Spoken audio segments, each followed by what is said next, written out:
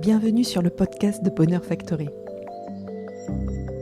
Inspirer, partager, explorer, vibrer, créer, prendre soin de soi, s'aimer, rire, renouer, transformer, éclairer.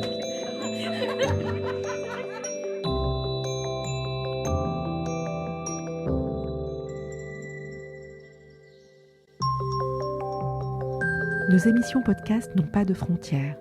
Nous prenons le parti d'aller à la rencontre de personnes passionnantes qui se trouvent loin ou de l'autre côté de notre planète. Leur donner la parole au détriment de la qualité du son nous permet de vous offrir ce moment de partage essentiel. Merci pour votre indulgence, mais surtout, ouvrez bien grand vos oreilles, vous allez adorer.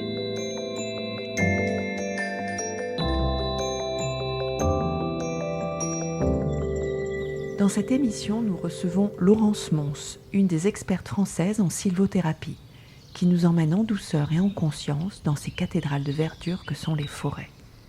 Les arbres sont des êtres merveilleux. D'ailleurs, Darwin n'avait-il pas cette conscience en les plaçant dans le règne animal ? La compagnie des arbres nous apprend la patience et nous connecte à notre âme d'enfant. Entrer en communication avec eux demande beaucoup d'humilité et d'intuition. Cette émission vous propose un véritable bol d'oxygène et de jouvence, mêlant un brin de poésie, dans laquelle Laurence Mons va évoquer qu'il existe aussi des constellations familiales dans la famille des arbres.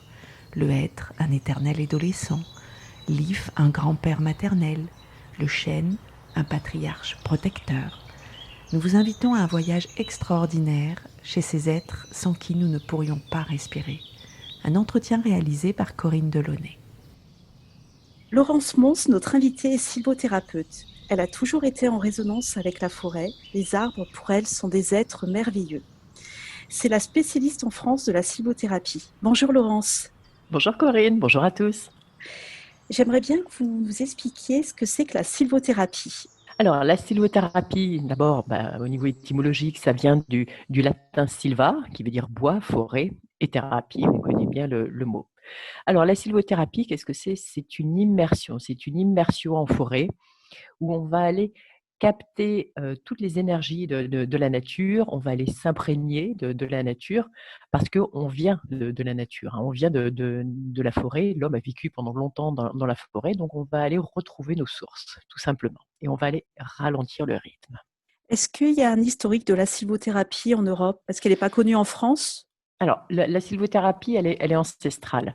Que ce soit en Europe ou partout dans le monde, sur tous les continents, la sylvothérapie a été présente et a été vraiment menée au fur et à mesure par les hommes, hein, à travers les arbres, à travers l'évolution de l'homme tout au long de la vie, tout au long de la création de la nature et de l'homme. Alors, il y a 2 choses, hein, on entend beaucoup parler du Shinrin-yoku. Le Shinrin-yoku, lui, au Japon, est né au Japon, hein, évidemment, en Asie. Il est très, très utilisé en Asie comme thérapie pour gérer le stress et le burn-out. Et lui se base sur des exercices de respiration et les 5 sens. La sylvothérapie, elle, qui est ancestrale, va beaucoup plus loin puisqu'en fait, on va aller utiliser notamment la respiration et les 5 sens, mais aussi, on va utiliser les arbres comme effet miroir, comme des thérapeutes, hein. Ça va être des coachs, ça va être voilà, ça va vraiment être eux qui vont nous permettre d'aller mieux. Et comment vous communiquez avec les arbres ? Alors la grande leçon, hein, parce qu'il faut, quand on rentre dans la forêt, il faut avoir vraiment beaucoup d'humilité. Déjà, pour communiquer avec eux, il faut entrer en résonance avec toute la forêt. Et pour entrer en résonance avec la forêt, eh bien, il faut d'abord, à l'entrée de la forêt, déjà, déposer un petit peu ses armes, déposer un petit peu les cailloux dont on n'a pas besoin dans notre sac à dos. Donc, on va faire déjà une sorte de purification et on va aller retrouver notre enfant intérieur. Et c'est vraiment cette notion qui est importante en sylvothérapie. C'est pareil au Japon, hein, c'est exactement pareil puisque je suis allée au Japon récemment rencontrer le fameux professeur Ching Li. Et c'est vraiment ça, c'est quelque chose d'animique. Alors au Japon, il y a le shintoïsme. En France, on a perdu toutes ces notions, hein, depuis quelques siècles déjà.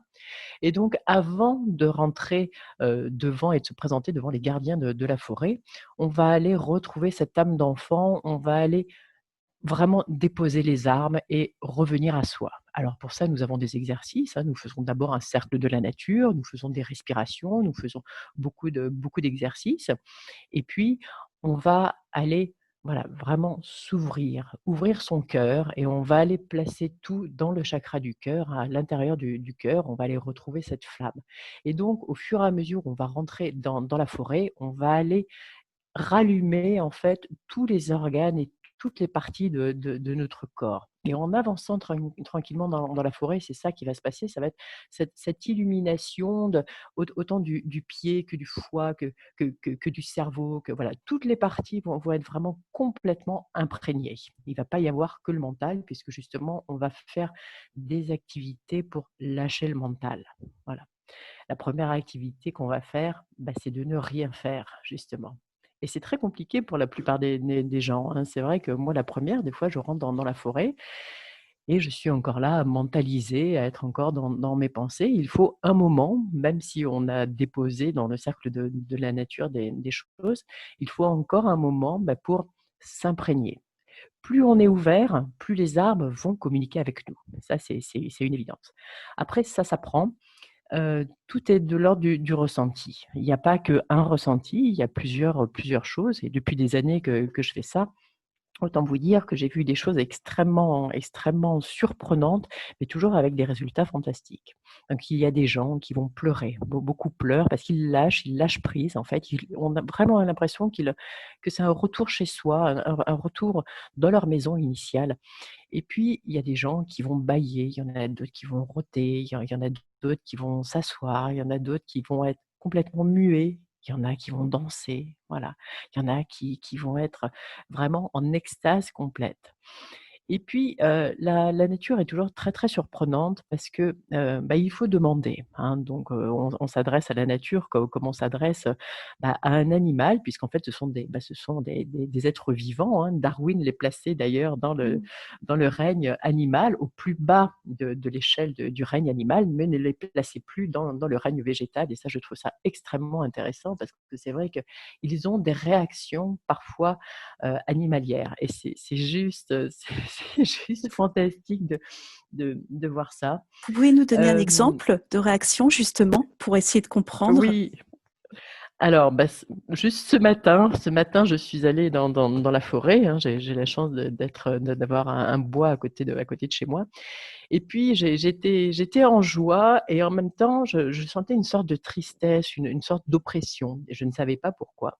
Et il y avait une souche et quand vous montez sur une souche, rappelez-vous toujours que la souche, elle est vivante et ça, c'est juste extraordinaire. Donc je vous invite à monter sur les souches parce que les souches sont encore empreintes de vie et empreintes de toute l'énergie qu'il y avait avant de l'arbre, hein, du tronc, des branches qui ne sont plus là physiquement, mais leur empreinte énergétique est encore là. Donc C'est je un monte peu sur cette, excusez-moi, oui, c'est un peu comme quand on nous ampute un bras. En fait, on a toujours oui, la sensation physique de ce bras, même s'il n'existe pas. Enfin, on a toujours des sensations et si on va sur une souche d'arbre, même si elle a, je sais pas, 100 ans, il a été coupé il y a 100 ans, on ressent encore des sensations alors? Sur n'importe c'est quelle souche? exactement ça. D'accord.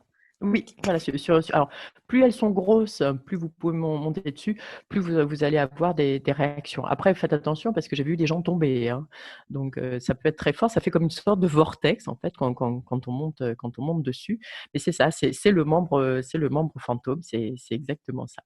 Donc je monte sur cette souche et puis voilà, j'ai une sorte de tristesse qui vient et je lève les yeux au ciel et et je vois les feuilles et très souvent quand je me mets en communication avec les arbres eh bien, il y a une bourrasque qui vient et ça je l'ai vu en énergétique et ça me fait rire à chaque fois que je suis avec des groupes parce que justement c'est le signal, voilà, c'est toujours le signal que c'est la fin et là, je me disais: «Bah non, c'est pas la fin, je viens juste de me mettre sur la souche» et je sens comme si quelqu'un me poussait en fait, donc je je descends de la souche et puis là, les mots qui me sont venus, hein, le message de la forêt ce matin, c'était joie et unité.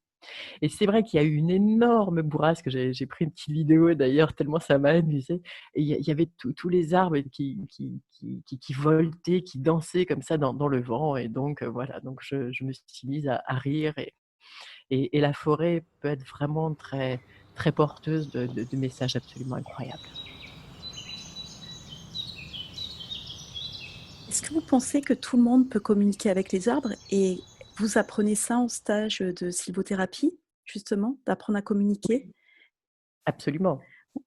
Donc on apprend ça et je m'aperçois que de plus en plus de gens communiquent avec les arbres et se retrouvent en fait à l'intérieur de ça et sont très surpris. Alors les premières heures, voire les premiers jours quand on est en stage, certains me disent, les plus cartésiens, ce qui est normal, hein, parce qu'ils sont à la recherche, ils sont en quête de quelque chose, me disent: «Mais comment je sais que c'est mon mental plutôt que mon âme ou mon esprit, quoi? Comment je fais la différence?» Et je leur dis juste de se laisser porter, de se laisser guider et d'accepter d'être complètement en ouverture. Et au bout d'un moment, il y a quelque chose qui se fait et qui est de l'ordre, on va pas dire de la magie, mais presque, voilà, de l'ordre du ressenti, l'ordre du retour à la source naturelle, Mmh. vraiment de façon très, très naturelle. C'est juste très, très étonnant et il y a une acceptation. Après, on peut travailler aussi avec un pendule et des baguettes et les plus cartésiens aiment avoir des objets comme ça parce que c'est matériel et ils arrivent à voir et à comprendre que, bah, à travers un objet, les antennes que nous sommes, hein, eh bien, rentrent en résonance avec l'arbre. Parce que ce qui se passe entre l'arbre et nous, ce sont des biorésonances, hein, donc il y a du magnétisme entre les 2. On sait bien qu'on ne reste pas sous un arbre quand il y a de l'orage, hein, on se fait brûler littéralement et donc là, ça relève exactement de la même chose.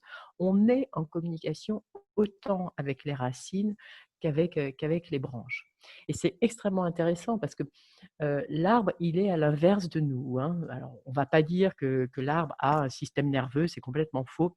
Néanmoins, il a des impulsions électriques, comme nous on a dans notre cerveau et ces impulsions, elles se passent où? Elles se passent sous terre, elles se passent à l'intérieur des racines. Il fut un temps où on disait que le cerveau des arbres était sous terre et que son système reproducteur était au contraire en l'air, hein, donc complètement à l'inverse de nous. Donc comme si nous, on se mettait à l'envers, donc la tête, la tête dans la terre et les jambes en l'air. Voilà, donc on est un petit peu à l'envers par rapport à eux.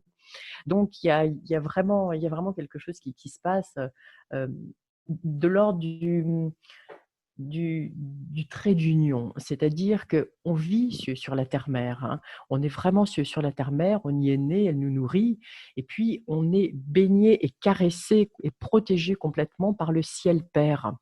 Et on est ce trait d'union entre les 2, entre la mère et le père, entre la terre et le ciel. Et ça, c'est juste merveilleux, sauf qu'on l'a oublié. On l'a oublié et les arbres sont encore plus reliés à ces 2 éléments parce qu'ils sont plus grands que nous, ils sont plus forts que nous. Et c'est pour ça que dans les traditions, dans toutes les traditions, l'arbre était toujours très important. Déjà, il était symbole de fertilité, hein. Encore aujourd'hui, il y a beaucoup de gens qui vont mettre surtout en Asie, des petits rubans, hein, des rubans jaunes et rouges, très souvent, pour avoir des enfants, pour avoir une bonne fertilité.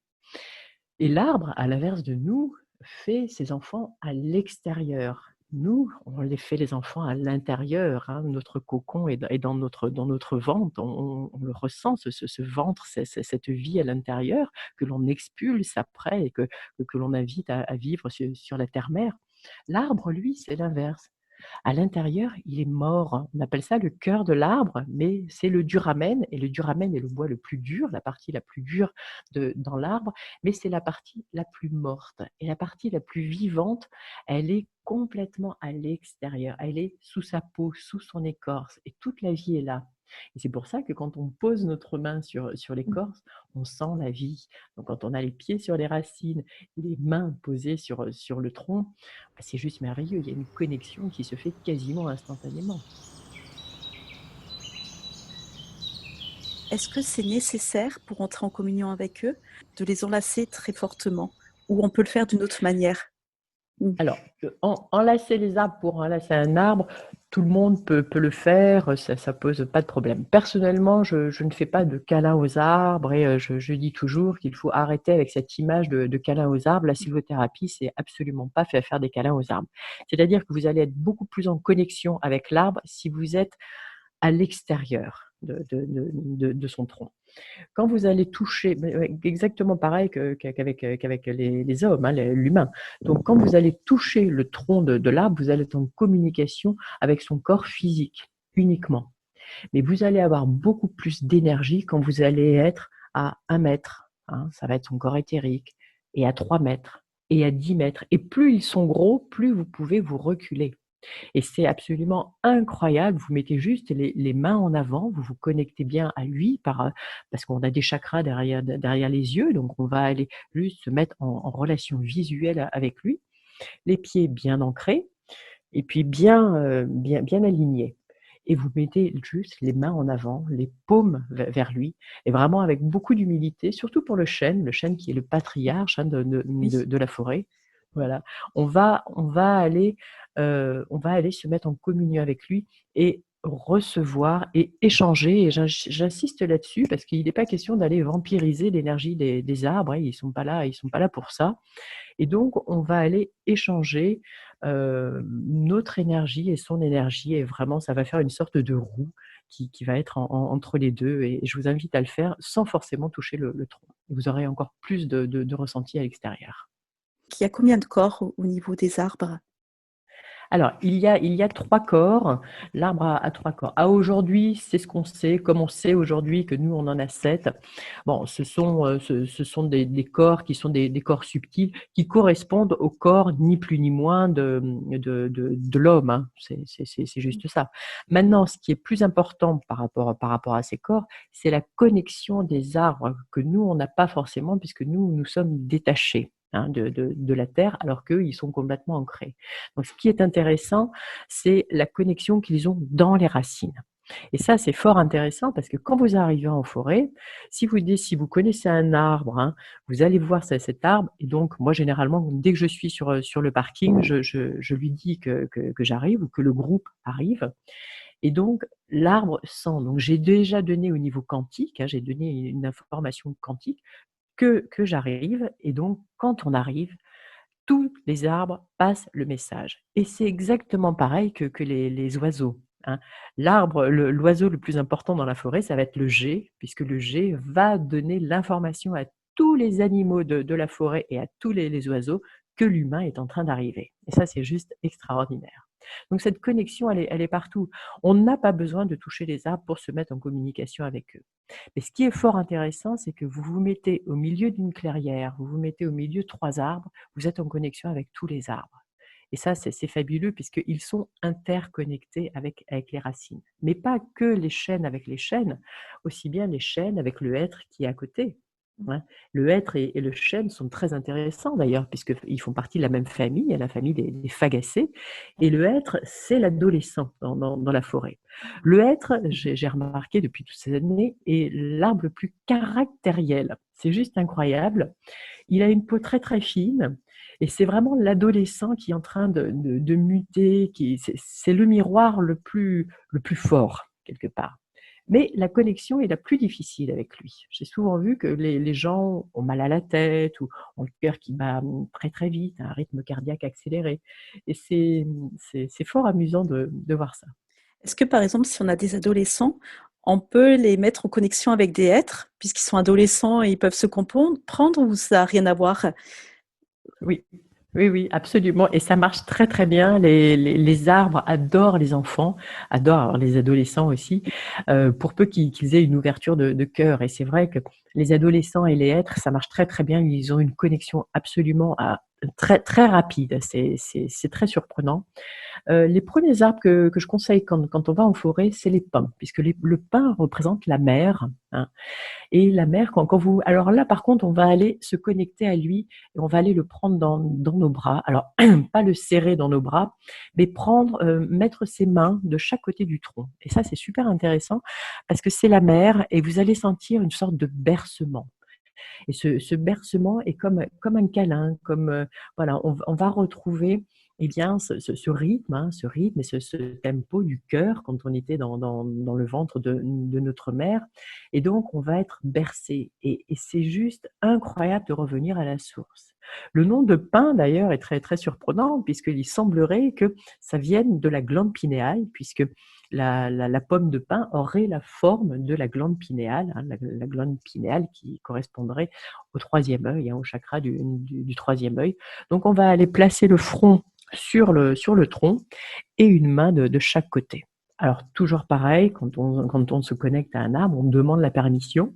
On est complètement dans le ressenti et on va aller trouver sa porte personnelle. C'est-à-dire qu'il y a autour d'un arbre, hein, une porte qui vous attend. Donc, on demande déjà la permission. Vous ressentez vraiment, c'est un oui ou c'est un non, hein, mais il faut vraiment y aller comme un enfant, pas trop se poser de questions. Et là, on va avancer et on va tourner autour, les mains en avant toujours, et on va aller ressentir où est notre porte. Et chacun de nous a une porte, hein, on peut prendre, vous et moi, le même arbre, on n'aura pas forcément la même porte. Et donc, on va aller se placer là où l'arbre nous a indiqué qu'on pouvait rentrer dans son champ. Et on va délicatement poser nos mains, puis poser notre front. Et avec le pain, vous allez voir, le ressenti est juste extraordinaire. C'est l'arbre le plus facile pour se mettre en connexion. Et je me souviens d'un jour, j'avais amené une famille, hein, j'avais une sortie privée comme ça avec une famille. Il y avait des bébés, donc des papas qui avaient des bébés dans le dos, et il y avait 3 enfants qui devaient avoir en gros 7, 8 et 10 ans. Et donc les enfants s'étaient mis, mais sans se poser de questions, s'étaient mis en relation avec le pain. Et quand on a fait le debriefing après, la petite fille, elle disait: «Ah, moi je me suis sentie tournée».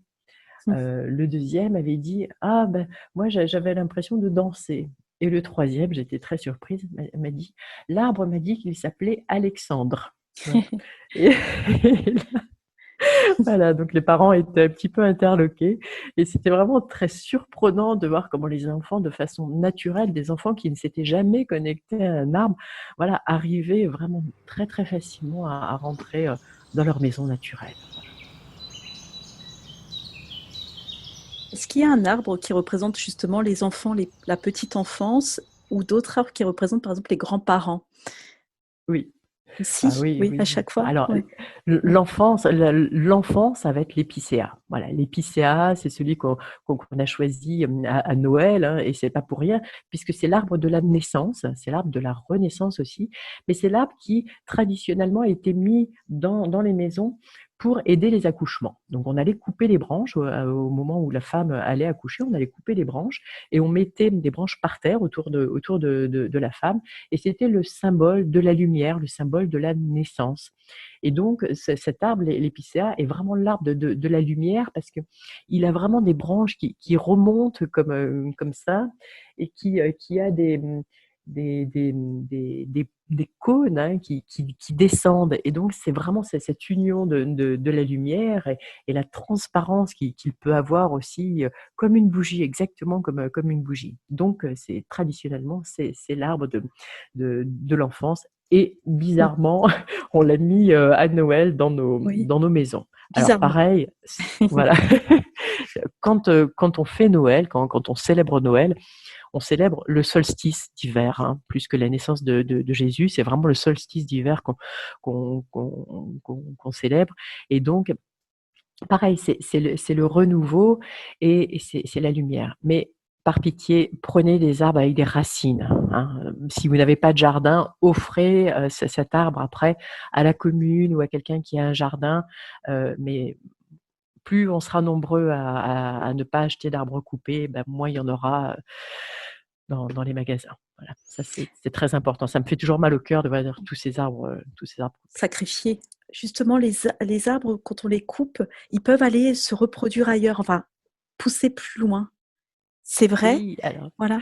oui, alors quand, voilà, ça c'est vraiment la résilience, c'est vraiment la renaissance de l'arbre, c'est l'immortalité de l'arbre, puisqu'on dit toujours qu'ils sont immortels, ils sont immortels aussi en ce sens. C'est-à-dire qu'il peut se passer 2 choses.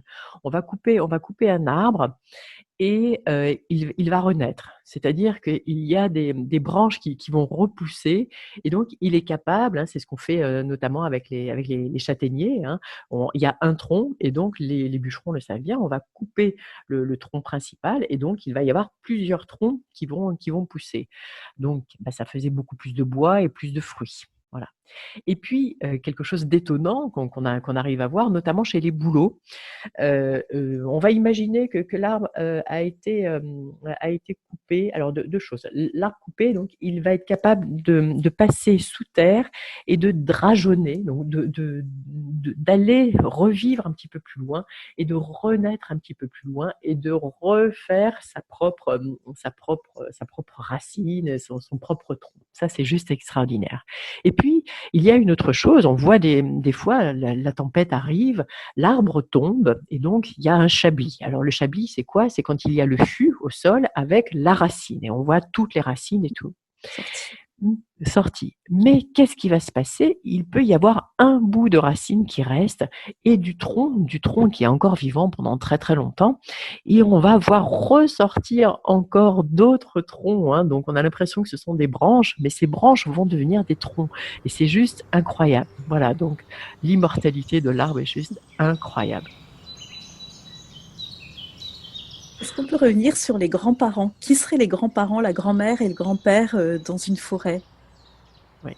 Alors, les 2 grands-mères, bah, déjà, il va y avoir le tilleul, hein. Le tilleul, ça va être vraiment voilà, l'arbre de l'amour, l'arbre, avec ses bractées. Donc c'est un arbre qui est très drôle puisque c'est un arbre qui a plusieurs feuilles. Donc non seulement il a les feuilles de l'arbre, mais il a aussi les feuilles de sa bractée. Donc la bractée, c'est quoi? C'est là où il y a le fruit. Donc on va aller ramasser les fleurs et au bout de ces fleurs, il y a d'autres feuilles. Donc c'est juste extraordinaire et ces feuilles en forme de cœur. Voilà, donc il faut ramasser, on va ramasser les bractées parce que ça a des effets hypnotiques et très souvent c'était utilisé pour, bah voilà, pour apaiser les gens et il y a l'odeur des fleurs et notamment à Versailles, il y a ces grandes allées pleines de tilleuls qui au printemps vraiment, sentent très, très bon et produisent puisque ce sont des terpènes, hein, le parfum est un terpène et donc ces terpènes vont pénétrer, bah, déjà par notre système olfactif et donc vont aller, calmer le système nerveux et donc il semblerait que, Louis XIV ait fait poser donc des allées de tilleuls comme ça pour que les gens qui venaient demander une séance devant lui soient beaucoup plus apaisés, beaucoup plus calmes. Voilà. Alors ce sera vrai, ce sera pas vrai. On connaît depuis Voilà longtemps. donc Ouais, les vertus des plantes et des arbres, on les connaissait avant. En fait, on ah est un oui, petit oui, peu ça aussi. enfin, Mais il y a la gémothérapie maintenant, mais c'est vrai oui. que ça revient. Ça revient. Oui. Oui, ça Mmh. revient quand même. Alors les feuilles de tilleul, vous pouvez les manger aussi, hein, c'est très, très bon, hein. Oui, ça se mange. Donc les petites, vous les mangez en salade et puis les grandes, bah, vous les mangez comme des maquis. Donc vous mettez à l'intérieur, donc vous les lavez et puis vous mettez à l'intérieur du riz, des choses comme ça. Vous les roulez et puis vous les mettez juste dans une poêle avec un petit peu d'huile. Voilà. L'autre grand-mère, ça va être le saule pleureur. Pourquoi le saule pleureur? Parce que elle va être au bord de l'eau et quand on s'approche du saule pleureur, ça va aller exprimer, toutes nos tristesses, toutes nos, hem, voilà, toutes nos peurs et donc la forme des feuilles du saule pleureur, ce sont les larmes et donc on va pouvoir, bah, se nettoyer, se purifier et ce qui est formidable avec tous les arbres de la nature, c'est qu'ils sont absolument sans jugement. Et quand on est comme ça, sans jugement, il n'y a pas de voilà, on se présente à eux et on se dénude complètement. On est mis à voilà, on est mis à nu et c'est juste merveilleux. C'est juste absolument incroyable. Donc la deuxième grand-mère, ça va être le saule pleureur. Voilà, le saule pleureur qui va vraiment nous apporter cette tristesse. Alors tout le monde peut pas se mettre, devant le saule pleureur parce qu'il y en a beaucoup de personnes qui, non accompagnées, pourraient tomber en dépression, justement, hein, pourraient ressortir de là très, très déprimées. Donc, les gens qui vont pas bien, les gens qui sont en burn-out et tout ça, je les inviterais plus à aller vers le tilleul que le saule pleureur. Le saule pleureur peut être très fort.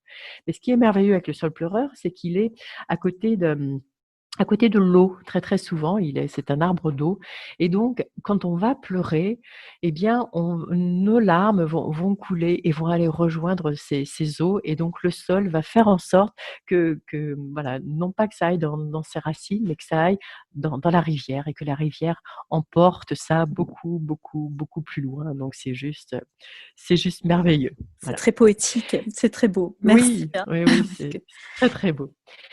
Les grands-pères. Alors, les grands-pères, il va y avoir l'olivier. D'abord, il va y avoir l'olivier. Alors, pourquoi l'olivier? J'ai vécu pendant quelques années en Grèce et j'ai vu vraiment des oliviers absolument extraordinaires. Et, et l'olivier va nous apprendre la patience. c'est un arbre qui peut subir vraiment beaucoup, beaucoup de choses, qui est empreint de beaucoup de connaissances, qui a des formes spectaculaires, donc qui arrive à s'adapter aux éléments de la nature et qui vraiment a cette capacité à endurer le soleil qui plombe. Et je peux vous dire qu'en Grèce, ça tape très, très fort et ils sont là très patients et ils économisent leur énergie. Et quand on s'approche d'eux, voilà, il va falloir attendre pendant un long moment avant qu'ils s'expriment, avant qu'ils s'invitent à nous. Et c'est extraordinaire. La connexion qu'on peut avoir avec un olivier est juste extraordinaire. Et ses fruits, l'olive, pareil, nous nourrit et voilà et nous apaise. Et il est très, très apaisant, l'olivier, et très fort en même temps. Il y a des oliviers absolument incroyables. Ce sont des arbres qui sont très habités en même temps, hein. Quand on regarde les formes, on arrive à avoir des formes humaines très, très, très, très belles, voire animales même, hein. C'est vrai, on voit des Euh, visages parfois un peu comme il est noueux, le tronc est noueux, donc ça fait des visages. oui. Ouais. Ouais. Et il demande pas beaucoup en plus, hein, comme un vieux grand-père. Il demande pas beaucoup de nourriture. Et vraiment, il vit avec très peu d'eau, très peu de nutriments. Et ça, c'est juste magique. Mais il nous apprend beaucoup. Il nous apprend à aller sur le chemin, à apprendre la patience, encore plus que le chêne, hein. Donc le chêne, on le rappelle, qui est le père. Lui, il va être le protecteur, hein. Il va correspondre à Zeus et à Jupiter, hein. Donc il peut soit se mettre en colère, et j'ai vu des gens qui avaient des problèmes avec leur propre père terrestre, ne pas pouvoir s'approcher d'un chêne. Et à un moment donné, quand ils font un travail intérieur, eh bien, au fur et à mesure, ils arrivent à se mettre en connexion avec le chêne. Mais le chêne, il va falloir y aller avec vraiment beaucoup, beaucoup d'humilité, hein. Vraiment, il va falloir patienter pour s'approcher de lui. Et puis vraiment, c'est le patriarche. Mais très protecteur, mais il nous montre la voie et il nous donne du courage. Si vous avez besoin de courage, ça va être le chêne. Donc l'olivier, le grand-père, hein, paternel, le tilleul, la grand-mère paternelle, et de l'autre côté, donc on a dit qu'il y avait la mère, c'est le pin, le saule pleureur, qui est la grand-mère maternelle, et donc de l'autre côté, qui c'est qu'il va y avoir? Il va y avoir l'if, voilà. Et l'if va être donc le grand-père maternel. Il est absolument incroyable, cet arbre. C'est l'arbre immortel. C'est l'arbre vraiment qui va nous apprendre beaucoup de choses. Parce que il est beau, il est très très doux, mais il est très toxique. C'est-à-dire que l'if, on va pas aller le toucher, hein, on va pas faire de feu de son bois, parce que il s'appelle le Taxus baccata en latin. Et donc baccata, c'est la baie tout simplement, et Taxus, ça vient de la taxine, c'est-à-dire qu'il a un terpène à l'intérieur qui le protège, qui est hyper toxique. Et pendant la guerre de Cent Ans, c'était très intéressant puisque les Anglais allaient planter leurs flèches dans les troncs des ifs et allaient envoyer ça sur les Français. Et évidemment, si le Français était juste blessé au bras, eh ben, il mourait non pas de la blessure, mais il mourait d'empoisonnement de la toxine de l'if. Donc c'est très, très, très, très intéressant. Et quand vous êtes dans une ivraie, alors l'ivraie, c'est la forêt d'if, c'est extrêmement intéressant de voir cette énergie, puisque ce sont des arbres qui vont beaucoup faire d'incrémentation. Alors comment ça se passe? Nous, en tant qu'hommes, on fait des excréments, c'est-à-dire qu'on va avoir des nutriments, on va se nourrir et puis on va extérioriser tout ce dont le corps n'a pas besoin. L'arbre, lui, on l'a dit, il y a le duramen au milieu, c'est mort, et donc il va se creuser. Donc il va faire une incrémentation, et très souvent, on arrive à voir des arbres creux. Les arbres creux ne sont absolument pas morts, hein. Faut pas penser qu'il faut les couper. Au contraire, ce sont des arbres très très vieux, et les ifs sont capables de faire ça, puisqu'on voit de temps en temps des ifs chapelles, c'est-à-dire qu'on peut rentrer à l'intérieur et aller déposer nos prières, puisque l'arbre vit donc que sur l'extérieur. Et donc en montant, puisque les ifs sont capables d'aller très très haut, eh bien nos prières, nos demandes vont monter à travers l'arbre, et donc vont aller rejoindre le ciel Père qui va exaucer nos demandes. Voilà.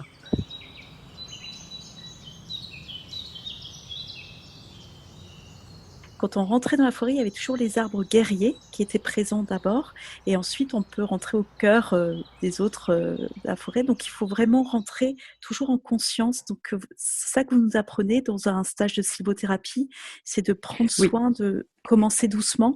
Comment ça se passe en fait? oui, il faut toujours y aller tout doucement avec la nature. Son rythme est très lent. Les réactions que vous allez avoir vont être lentes. La communication, il va falloir patienter. Hein. C'est pas un one go comme ça où bah, je pose une question, j'ai une réponse. Alors, plus vous êtes en communication avec eux, plus c'est rapide. Hein. Après, on connaît les endroits, on connaît nos arbres. Il y a plusieurs choses. Il y a l'esprit de la terre, après il y a l'esprit des éléments, mais bon, ça fait pas partie de la sylvothérapie en soi. On se concentre plus sur les arbres. Donc, quand on va rentrer dans une forêt, on va aller regarder où sont les portes. Et on va sentir, parce qu'il va y avoir des arbres qui vont être présents et qui vont avoir une prestance absolument incroyable. Et généralement, il y en a deux, mais des fois, il y en a un.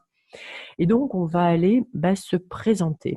On va aller se présenter à eux et comme on rentrerait dans une cathédrale, hein, parce qu'à l'époque, hein, il fut un temps où les forêts étaient des temples, étaient considérées comme des temples. Et ça, c'est juste extraordinaire, puisque les forêts étaient sacralisées.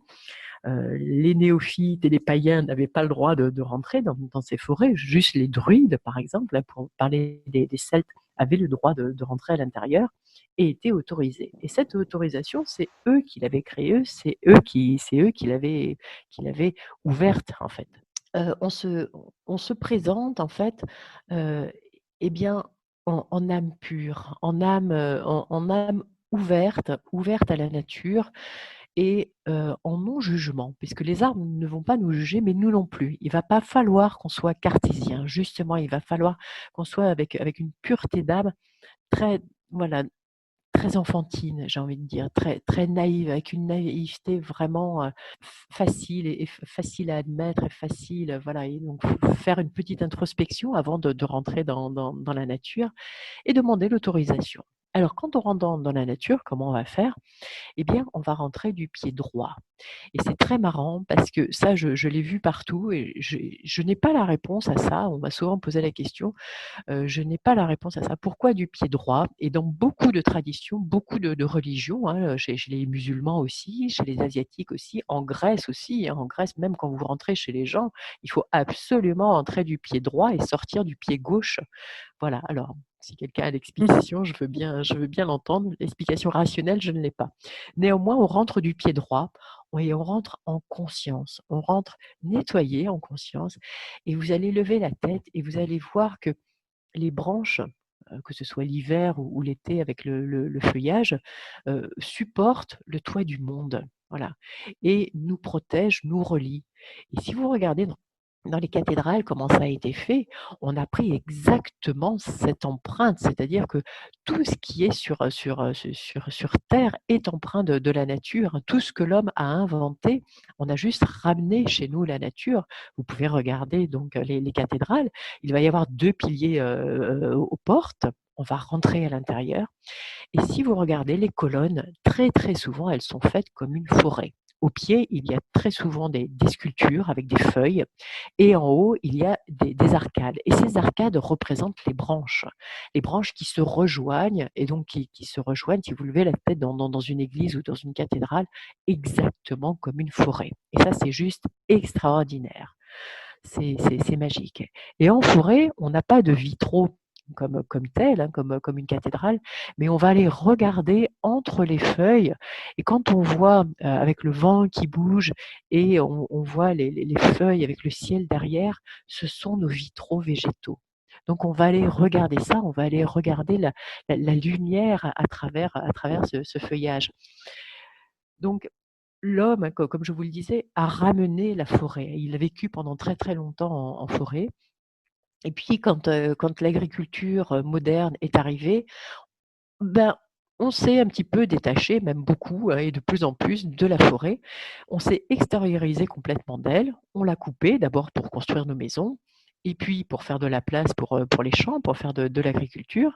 Et ensuite, eh bien, le béton est arrivé, hein, et donc on en est là aujourd'hui. Et qu'est-ce qu'on a fait? Tous les éléments de la nature, on les a ramenés à la maison. Donc, vous avez de l'aromathérapie, par exemple. Donc là, qu'est-ce qu'on a fait? On a été prendre les huiles essentielles. On a été prendre les ventilateurs. Les ventilateurs, c'est le vent. On a été faire de la luminothérapie. Donc maintenant, nous avons des lampes pour reproduire le soleil. Il y a la climatisation, il y a les bonsaïs, il y a les plantes d'intérieur. Voilà. Donc on a été vraiment prendre tous ces éléments qu'on a ramenés dans nos appartements. Alors je ne parle pas de ceux qui ont des maisons avec des jardins. Et voilà, donc on a ramené ça. Qu'est-ce qui manque aujourd'hui? Il manque cette connexion à la nature. C'est-à-dire que les gens, et surtout les citadins, et ça on le voit, moi je le vois bien dans les stages, beaucoup font des burn-out et tout ça parce qu'ils n'ont plus cette connexion. Et l'homme moderne, c'est très récent, ça fait quelques centaines d'années qu'on s'est détaché de la forêt. L'homme moderne, qu'est-ce qu'il a besoin? Il a besoin de retourner auprès de sa mère, auprès de la mère originelle. Et la mère originelle, c'est qui? C'est la nature. Il ne faut pas oublier que nous sommes ses enfants. Nous sommes les enfants de la terre, nous sommes les enfants de la nature. La nature peut se passer de nous, les arbres peuvent absolument se passer de nous. L'inverse n'est pas vrai. Imaginez un monde sans arbres, c'est invivable. Il n'y aurait pas d'ombre, il n'y aurait pas de nourriture, il n'y aurait pas d'oxygène. Voilà, ce serait terrible. Donc le plus grand respect, on doit l'avoir envers la nature, envers les arbres.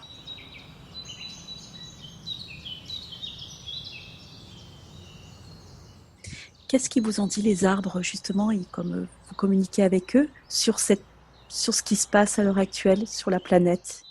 Est-ce qu'ils vous ont transmis un message particulier? Alors c'est très étonnant et on en avait déjà parlé. C'est cette image de la mère un petit peu qui punit son enfant en ce moment. Voilà, qui punit son enfant et qui nous confine dans notre chambre en disant maintenant, tu vas aller réfléchir un petit peu à toutes les bêtises que tu as faites, et quand tu seras prêt à changer, tu pourras ressortir. Voilà. C'était un petit peu ça parce qu'en fait, tous les virus et les bactéries étaient là avant nous, bien avant nous. Ils sont naturels, ces virus, sauf que on a été le prendre auprès des animaux. Très souvent, ils viennent des animaux et donc là, c'est l'homme qui a joué, je suis désolée de le dire, mais c'est vraiment comme ça, on a joué et donc on a ramené le virus parce qu'on n'a pas respecté la nature, on n'a pas respecté les lois de la nature. Donc aujourd'hui, on le paye lourdement, mais c'est comme ça. Voilà.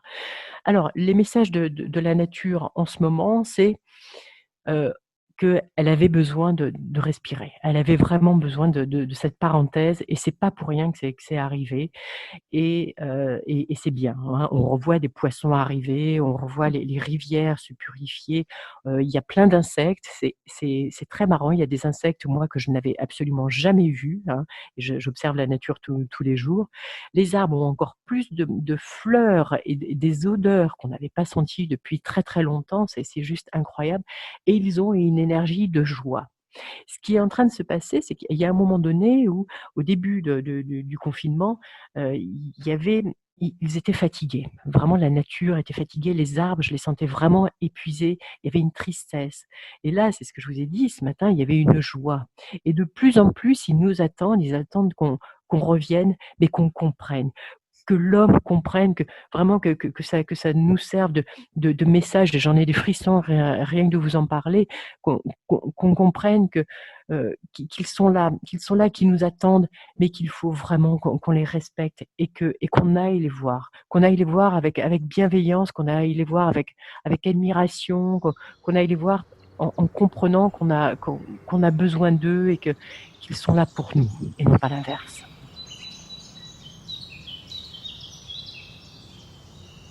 Merci beaucoup, Laurence. C'était vraiment un moment délicieux et avec vos mots qui sont des mots tirés de la poésie, je dirais. Donc, ça m'a fait un bien fou. Merci. À bientôt, Laurence. En tout cas, Merci à tous. Ouais, je vous souhaite à tous tout le bonheur du monde. Vraiment, soyez heureux, soyez empreints de forêt, de nature. Allez visiter le plus possible votre arbre intérieur et prenez-en soin avec toute ma tendresse et toute mon affection. Merci. Pour en savoir plus sur Laurence Mons, rendez-vous sur son site internet www.lmterra.com ainsi que sur sa page Facebook et Instagram en saisissant tout simplement Sylvothérapie Laurence Mons. L'association Be Bonheur Factory est un créateur de moments optimistes et inspirants par le partage de la connaissance et des expériences. Nous essaimons nos messages sous différentes formes, conférences, café des éclaireurs, chaîne YouTube et podcast. Vous pouvez nous suivre sur notre site et nos réseaux sociaux en saisissant simplement Bonheur Factory. N'hésitez pas à partager cette émission et nous laisser un j'aime. Vous pouvez également rejoindre notre ruche de gens optimistes en adhérant à notre association Be Bonheur Factory. Merci et à très vite pour du bonheur dans vos oreilles.